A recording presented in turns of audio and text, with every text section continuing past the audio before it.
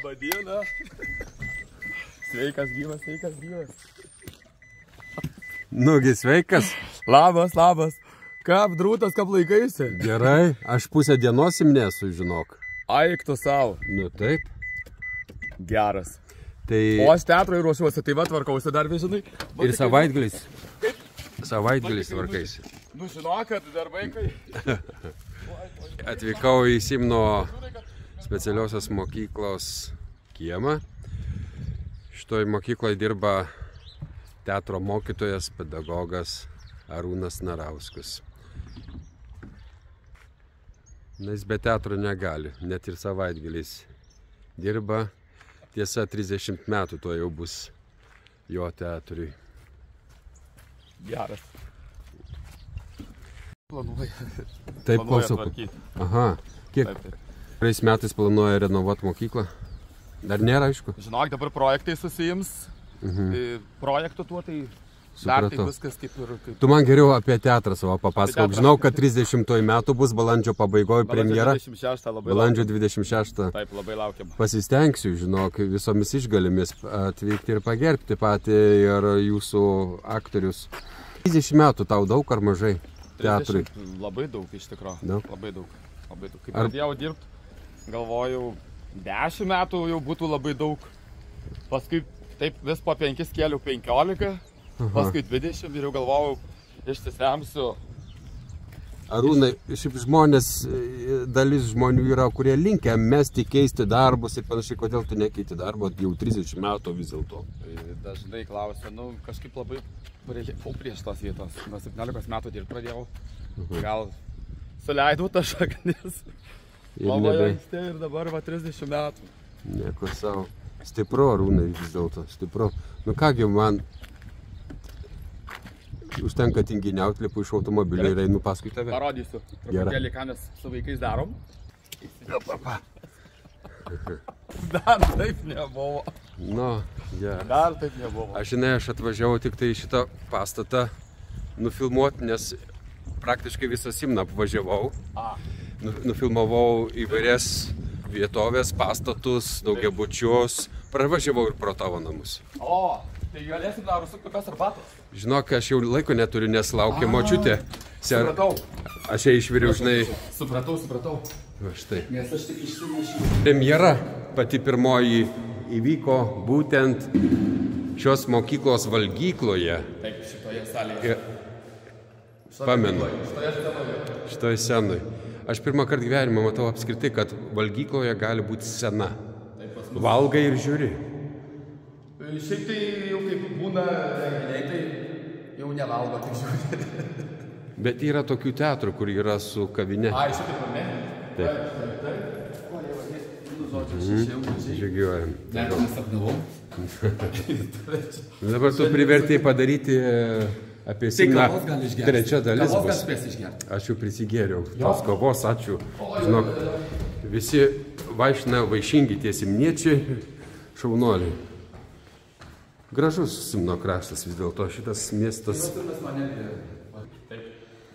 Ne, ten parodysiu, ką mes su vaikais ruošimės į patį ryto daug. Užmerkitas į teles, tai turi tą darbą turėtume. Tai vaikai pins. Taip. Ruošiam svečiam suvenyrus. Suvenyrus. Prašom.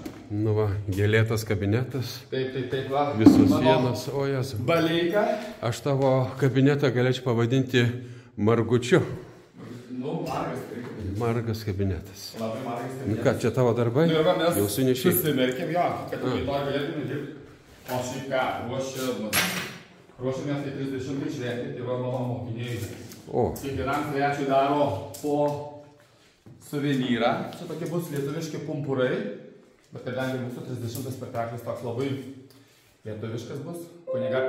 Kunigaikštis Margelis, punios valdovas. Tai mes labai norim daug, kad būtų jau ir tautiško elementų, tai va. Supratau. Tai daro suvenyrus su linais ir bus... Su linais, bus tokie suvenyrai, bet dar bus čia tokios kelios spalvos. Bus 3 spalvos, geltono, žalia, raudona. Ir žodžiu, ir pačioj scenoje. Kadangi tokį labai lietuvišką darom spektaklį. Labai gražu. Apskritai, tu labai lietuvišką stilių mėgsti, pastebėjau įvairiuose dovanose, kad atspindėtų. Taip. Labai gražu, labai gražu. Su mokiniais darom tokius darbus. Darbų daug dar. Įsivaizduoju. Įpusėję, nes šitus linus tai reikia, vaikai ima, reikia po vieną arba taip imti ir šitus tokius nereikalingus lapelius pašalinti, kad tik liktų patys linai. Supratau. Paskui karpom ir darom tokius darbus. Nu tai ką, Arūnai, kadangi visa tai prasidėjo nuo pačio ryto, tie filmavimai ir panašiai, atsitiktinai patekai į kadrus ir aš nebegaliu tavęs iš kadrų išmesti, nes vis tiek esi šio miestelio esi vis tiek gerbiamas žmogus, kaip ir kiti, tai tu čia gimęs ir augęs. Taip. Ir nuo 17 metų pradėjai mokytojauti. Šitoje mokykloje taip. Elena buvo mano pirmoji Dainauskienė, kuri nepabijojo manęs nepilnamečio priimti į darbą. Bet tu matai... Buvau nepilnametis, 17 metų tik dėl. Aš galvoju, kad likimas čia taip ir nusprendė parežisuoti, kad atsidurtum ir tu čia šalia mūsų visų. Nes dabar tai galvoju, kad jei dabar kartotųsi laikas tas, tai nuo 17 metų tikrai neprimtų, nes dabar visai kiti laikai. O, kiti reikalavimai. Visai kiti reikalavimai ir tikrai be šansų. Nu, bet žinai, kadangi trūksta Lietuvoje tų mokytojų, tai gal... Bet nežinau, ar mes 17 rimtų. Nežinau. Čia kažkaip praskridau, taip labai lengvai. Tai vis dėlto prasmingai leidi laiką gyvenime savo? Prasmingai ir sakau, tik daug dievės sveikatos visiems ir viskas bus gerai. Patinka Simne gyventi? Užtenka? Manęs daug kas klausė, ar tau čia nemažai erdvės, vietos, ką tu sako, tokia maža miestelį veiki. Man čia tos veiklos pakanka sočiai, o kai jau miestelis pasidaro per mažas, kažkada visą laiką į Vilnių gali į sostinę. Nu taip, pas draugus. Taip, ne problema.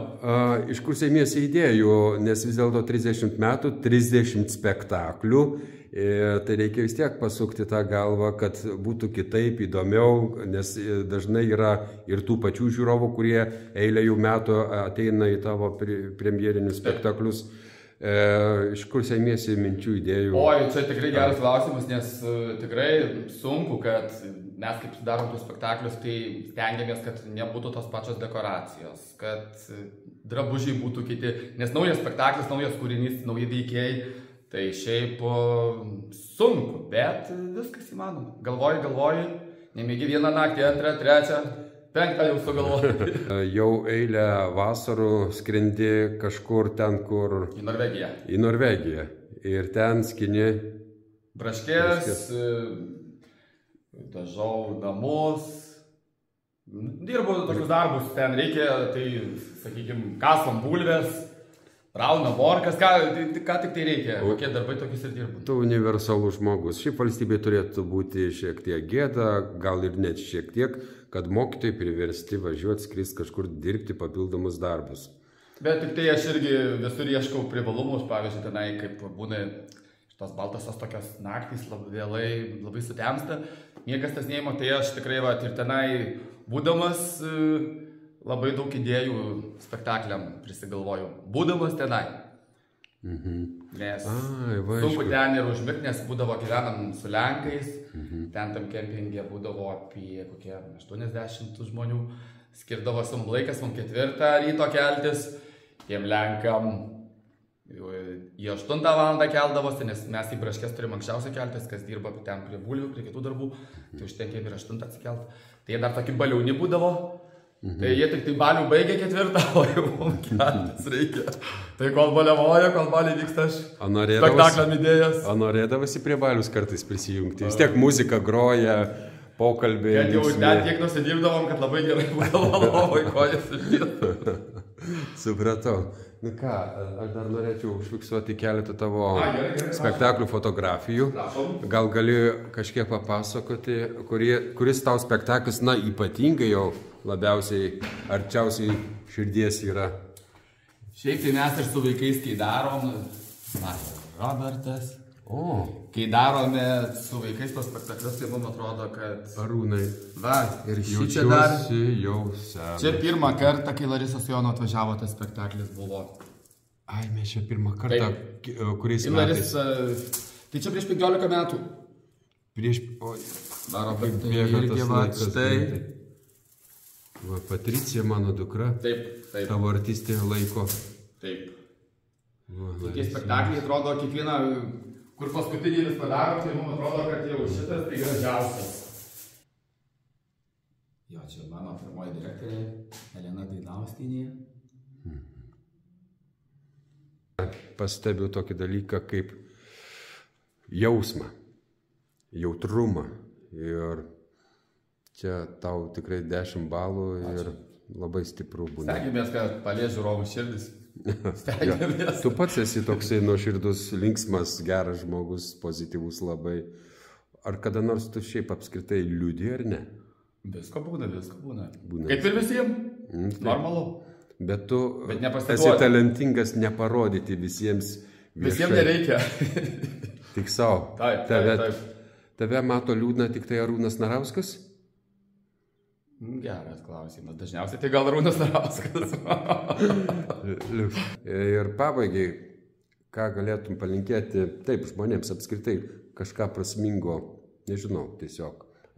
Daugiau pozityvo. Viskas gyvenime, kai aš sakau, yra kaip turi būti. Kartais būna sunkiau, kartais būna geriau. Ir tai aš visada sakau, jei neišeina dienos pradėti šypseną, tai bent vakarą užbaigėsi šypseną ir viskas. Tai kalba Simne gyvenantis talentingas režisierius, teatro mokytojas Arūnas Narauskas.